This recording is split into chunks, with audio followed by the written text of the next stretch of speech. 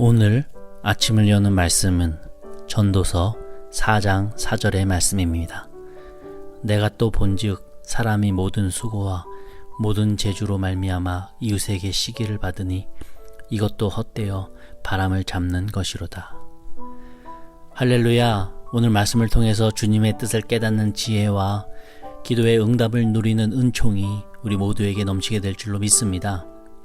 이 전도서는 지혜자로 대표되는 솔로몬 왕이 자신이 경험한 인생의 일들을 고백하며 진정한 인생의 의미를 찾아가는 일기와도 같습니다. 오늘 본문을 묵상하는 가운데 은혜가 되는 구절을 소개하고 그 은혜를 함께 나누고자 합니다. 오늘 4절에서는 부지런한 사람에 대하여 말하고 있는데요. 이런 열심인 사람, 최선을 다하는 꾸준한 사람은 다른 사람들의 시기를 받을 만큼 부지런하다고 합니다. 재주도 남다르고 그 결실도 풍성하다고 하죠. 4절의 말씀입니다. 내가 또 본즉 사람이 모든 수고와 모든 재주로 말미암아 이웃에게 시기를 받으니 이것도 헛되어 바람을 잡는 것이로다. 그런데 솔로몬 왕은 이런 수고와 재주로 열심히 살아가는 사람도 남의 시기를 받게 되니 헛되다 라고 말합니다. 왜죠? 열심히 살아가다가 시기 질투를 받는 것인데 그것도 헛되다면 대체 뭔 일을 할 수 있겠습니까? 며칠간 이 구절을 붙잡고 왜 솔로몬이 이런 말을 했을까 묵상하며 또 주석을 보면서 이 구절을 연구할 때 결국 그 이유가 있더라고요. 솔로몬이 이렇게 4절처럼 기록한 그 중심에는 다른 사람에게 시기 질투를 받고 안 받고가 중요한 것이 아니라 부지런한 그 당사자의 마음이 중요했었습니다. 이 부지런한 사람은 참 열심이긴 하지만 혹 그 마음 가운데 경쟁심이 가득해서 승부욕에 사로잡혀 남을 무너뜨리기 위해서, 남을 밟고 더 높아지기 위해서 최선으로 열심히 근면하며 땀 흘리며 살아가고 있었다라고 하는 거죠.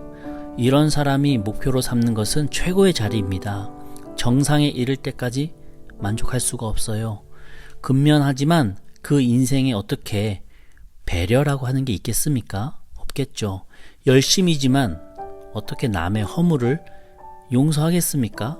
아니요. 따라잡고 넘기 위한 욕망만 가득할 뿐이죠.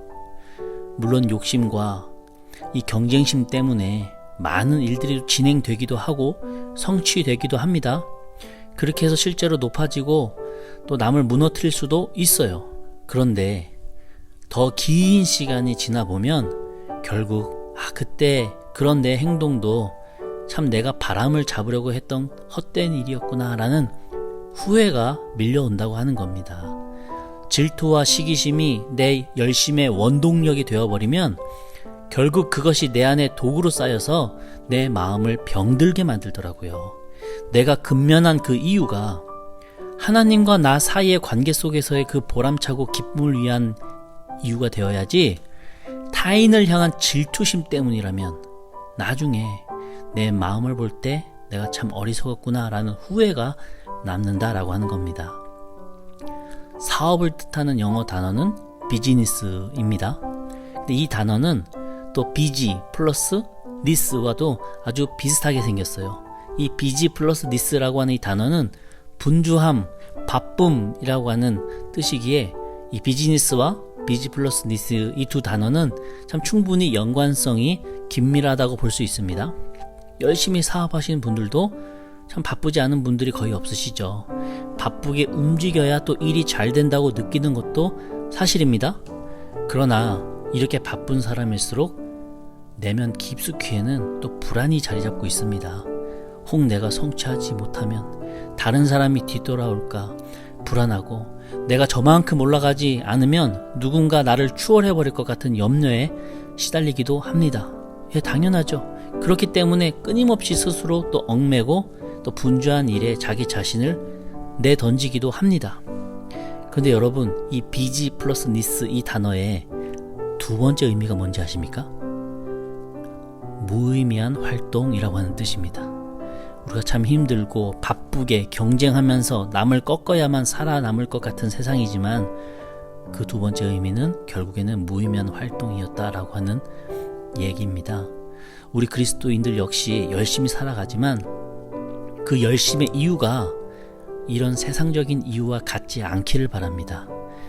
이기고 밟고 꺾기 위한 열심이라면 결국 그 마음에 남는 것은 허무함을 벗어날 수 없고 또 불안은 찾아온다라고 하는 것이죠. 우리 그리스도인들의 열심의 이유가 부디 신앙적이기를 바랍니다. 남과의 비교심 때문이 아니라 하나님과 나와의 관계 때문인 것이고 또 높아지기 위함이 아니라 더 중요한 일을 잘 감당하기 위함인 것이고 내 뜻대로 되기 위함이 아니라 주님의 뜻을 실현하기 위한 근면성실한 사람이 되기를 원합니다. 그래야 긴 시간이 지나도 그 안에 기쁨이 남고 행복할 수 있다는 거예요. 얼핏 그냥 겉으로 보기에는 참 똑같이 열심히 사는 것처럼 보이지만 우리 그리스도인들은 열심과 근면의 그 목적 자체가 다르기 때문에 그 일을 하는 우리의 마음에는 허무함과 상처가 남는 게 아니라 보람과 기쁨이 남게 된다고 하는 것입니다. 여러분, 나는 어떠한 이유로 이 부지런한 열심을 내고 있습니까? 오늘 설교 제목과도 같이 하나님 없는 인생은 허무하다라는 것을 꼭 기억하시면서 중요한 일을 잘 감당하며 주님의 뜻을 실현하기 위해서 열심을 내시는 우리 영도 중앙교회 성도님들 되시기를 주님의 이름으로 간절히 축원합니다. 한 가지만 더 전하고자 하는데요. 솔로몬 왕이 이렇게 말해요. 6절입니다. 두 손에 가득하고 수고하며 바람을 잡는 것보다 한 손에만 가득하고 평온함이 더 나으니라. 두 손에 가득한 것보다 한 손에만 가득한 것이 낫대요.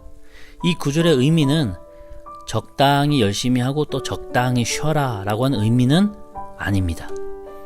두 손이 아닌 한 손으로만 잡아서 가득하라 라고 하는 것은 내 마음속에 있는 욕심의 절반은 내려놓아라 라고 하는 의미입니다.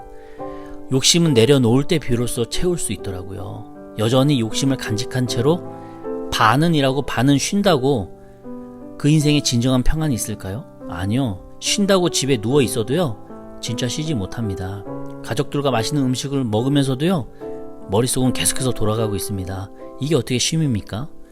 6절에 나와 있는 표현처럼 그런 삶도 두 손 가득한 삶일 뿐이라고 하는 것이죠. 쉬고 안 쉬고 문제가 아니라 내 마음속에 있는 욕심을 절반이라도 뚝 잘라서 그걸 덜어낸 사람이야 비로소 몸을 쉴 줄도 아는 것이고 마음의 평온함도 채울 줄 안다라고 하는 겁니다. 솔로몬이 둘 다 해봤는데 그러고 나니까 차라리 그렇게 반이라도 잘라내는 게 더 낫더라 라고 지금 말하고 있는 것이죠. 물론 높은 목표를 갖고 열심히 내게 주어진 삶을 위해서 자기 시간을 쏟아붓는 것 결코 나쁜 일은 아닐 겁니다. 그러나 한 손은 치열하게 일해도 다른 한 손은 항상 그 욕심을 내려놓고 있어야 한다는 거예요. 그럴 때 그 인생 속에 여유가 있고 끝끝내 허무하지 않더라 라고 하는 겁니다. 저는 개인적으로 이곳에 이렇게 나와서 예배 드리시고 기도하시는 우리 성도님들 볼 때요, 참 존경스럽더라고요. 전쟁터 같은 일터로 가시기 전에 교회부터 나오셔서 기도하시고 또 우리 주부분들께서는 집안이라고 하는 전쟁터로 출전하시기 전에 이렇게 주님의 집에 나와서 간절히 기도하시는 모습 볼 때 참 존경스럽습니다. 세상 속에서 세상 사람처럼 살아가지 않고 오히려 세상 속에서 하나님의 사람으로 살아가기 위한 최선의 발버둥이라고 저는 생각해요. 이렇게 기도하는 우리 성도님들 어찌 하나님께서 기억하지 않으시겠습니까? 반드시 기억하시고 우리 성도님들 기도하시는 것들 가장 좋은 것으로 주님께서 응답하시리라 믿습니다. 그러니 분주하고 이 경쟁 가득한 세상 속에서 우리 성도님들께서 한 손에는 열심을, 다른 한 손에는 만족을 가지고 살아가시길 바랍니다. 솔로몬의 말처럼 욕심을 절반은 뚝 잘라내시기를 바랍니다. 비울 때 채워주시고요, 내려놓을 때 새롭게 하시더라고요. 그러한 성도님의 손에 주님께서 또 보람과 기쁨을 쥐어주십니다. 오늘 하루도 주님과 함께 이 솔로몬의 지혜로 살아가시는 귀한 하나님의 아들, 딸들 되시는 우리 영동호 중학교의 성도들 되시기를 바라겠습니다. 그러한 주님과 동행하시기를 간절히 축원합니다.